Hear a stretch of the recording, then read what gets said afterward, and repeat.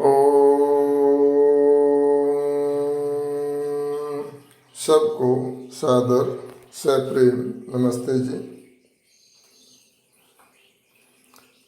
हम आज से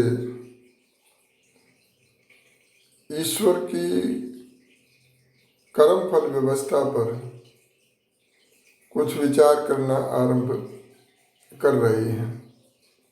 आज ये हमारी पहली चर्चा होगी। इससे पूर्व कि हम कर्म फल व्यवस्था पर बात करें, ईश्वर का मुख्य नाम ओम है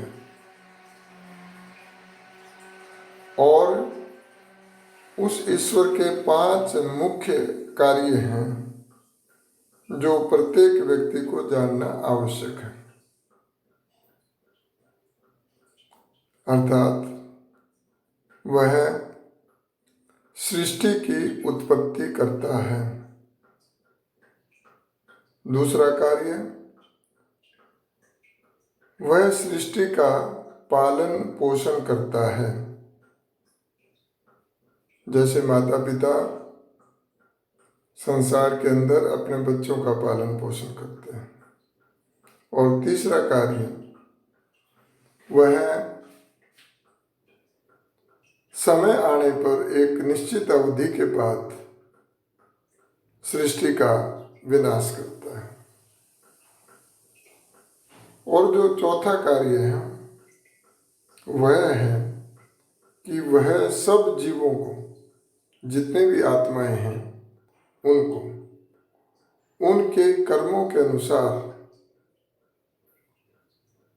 फल देता है। और अंतिम जो कार्य मुख्य है कि सृष्टि के आरंभ में ही वह सेलेक्टेड 4 आत्माओं को वेदों का ज्ञान देता है, जिससे उनके द्वारा उस ज्ञान को फैलाया जाता है और जिससे सब इस संसार में सुख शांति से रह सकें और पुरुषार्थ करके जो साधन ईश्वर ने दिए थे उनको वास्तव में साधन मान करके ईश्वर के ज्ञान आनंद बल को प्राप्त करके मुक्ति को प्राप्त कर सकें, अर्थात नितांत दुखों से छूट सके। अब यहाँ एक प्रश्न ये पैदा होता है, अब यदि परमात्मा सृष्टि न बनाए तो बाकी के जो 4 कार्य हैं उनको करने की आवश्यकता ही क्या होगी? क्योंकि फिर उसका पालन पोषण करना, विनाश करना और ये सब जो अंत के 4 कार्य हैं उनकी आवश्यकता नहीं है। तो विचार यहाँ ये भी करेंगे तो ये पाएंगे कि चौथा जो कर्म है, सब जीवों को उनके कर्मानुसार न न्यून न अधिक न्यायपूर्वक फल देना, ये बहुत ही महत्वपूर्ण है। क्योंकि इसी से जीव को भिन्न भिन्न शरीर व भोग प्राप्त होते हैं और उसी की व्यवस्था से ईश्वर जो है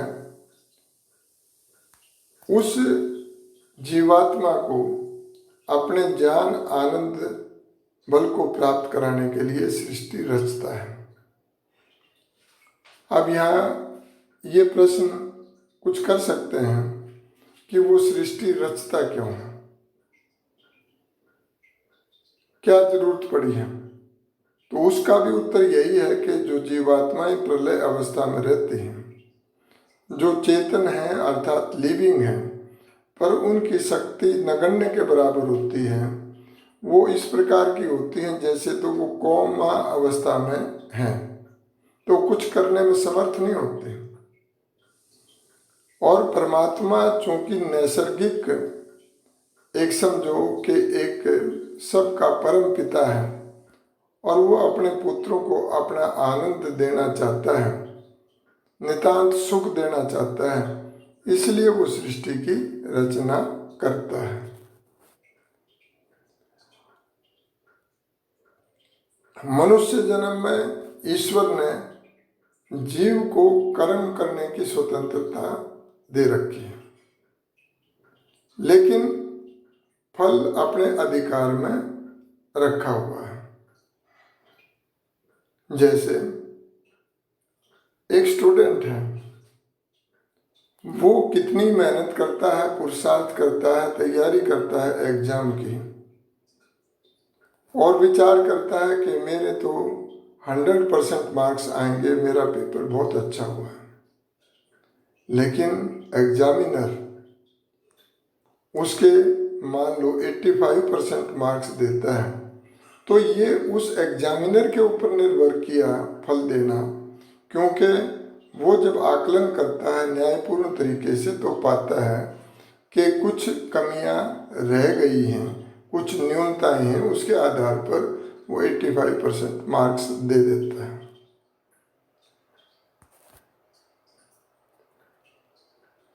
तो इसलिए कर्म करने की जो स्वतंत्रता है वो केवल मनुष्य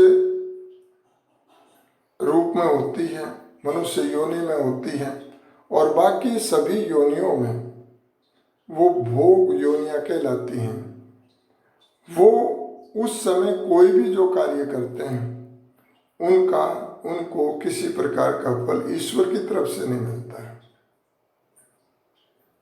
क्योंकि वो ईश्वर का एक सुधार गृह है, एक ऐसी जेल है जिसकी कोई बाउंड्री नहीं है।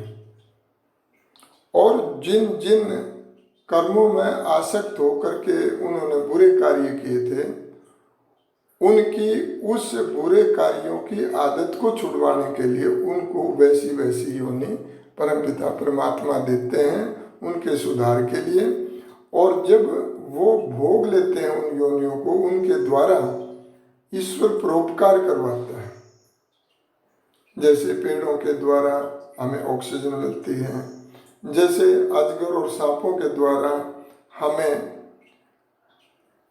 जो सृष्टि में पॉल्यूशन है वो उसको अपना खींचते हैं और जहर बनता है। इस प्रकार से प्रत्येक जो जीव है वो किसी न किसी रूप में हमारा कल्याण कर रहा होता है। जैसे मछलियां जल को शुद्ध करती हैं, तो इस प्रकार से हम पाएंगे कि परमपिता परमात्मा की जो सृष्टि है उसमें इस प्रकार का कार्य चलता है। लेकिन मनुष्य क्योंकि स्वतंत्र है और इसको उभय योनि कहते हैं कि दोनों प्रकार के कर्म इसमें होते हैं। वह अच्छे काम भी कर सकता है, वो बुरे काम भी कर सकता है, परंतु फिर भी अच्छे कार्यों के लिए परमपिता परमात्मा प्रत्येक जीवात्मा को वो प्रेरणा देता है। अच्छा कार्य जब करता है और या करने की सोचता है तो मन में उत्साह देता है, आनंद की अनुभूति करवाता है और समझो वो अच्छा कार्य है। लेकिन जब किसी कार्य को करना आरंभ करता है और मन के अंदर भय, शंका, लज्जा होती है तो समझो वो बुरा कार्य है। तो यहाँ परमात्मा केवल इशारा करता है कि बेटा यह कार्य बुरा है, इसको आप मत करो। लेकिन फिर भी अगर वो करता है तो उसका फल ईश्वरीय व्यवस्था में उसको मिलता है। अब विचार करना है, संसार में जितने भी जो शरीरधारी हैं उनके शरीर किससे बने हैं? पंच महाभूतों से बने हैं। पृथ्वी, जल, अग्नि, वायु, आकाश, ये पंच महाभूत कहलाते हैं और ये जड़ होते हैं, अर्थात ये नॉन लिविंग होते हैं। अब ये भी प्रश्न उठता है कि अब ये रॉ मेटेरियल तो एक ही है, लेकिन उनके जो शरीर हैं उनमें बहुत विषमताएं होती हैं, और ये आप भी देखते हैं कितनी कितनी विषमताएं होती हैं। और यही चमत्कार है ईश्वर का, क्योंकि ये जो शरीर उनको दिए गए हैं वह उनके कर्मों के हिसाब से दिए गए हैं। इस पर फिर हम बाद में चर्चा करेंगे। आज के लिए इससे आगे फिर चर्चा कल करेंगे। इसको यहीं पर समाप्त करते हैं। आपने ध्यान से सुना, सबका बहुत बहुत धन्यवाद।